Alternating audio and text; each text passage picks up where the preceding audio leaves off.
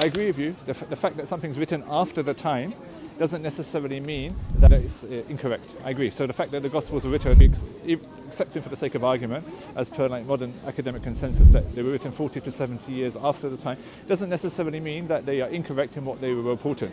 But I would say that this is my point. This is actually why I was never able to commit myself to Christianity, and I became Muslim afterwards, was because for me, I have to have a degree of certainty that the scriptures can be proven to trace back to that figure and to that prophetic figure, and this is where there's a concept in Islam or in Islamic scholarship called tawātur, or mass transmission, mass testimony.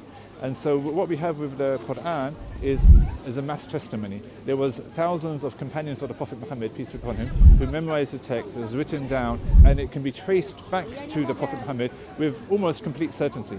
And even modern academics, from a secular perspective, would acknowledge it goes back to the Prophet Muhammad.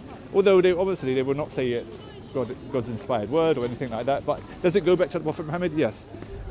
When we come to Christianity, I find a very different situation in that the words of Jesus weren't mass testified to, but rather we have a small Christian community. The numbers were not massive to start off with in the early days of Christianity, and it was also a persecuted sect in the Roman Empire. And so both of these factors mitigate against there being any type of mass transmission, mass testimony. So what we have is oral reports which are circulated in small Christian communities, which then manifest in the gospel writings. And I don't think that we can say that with any degree of certainty that the Gospels necessarily reflect what Jesus actually taught.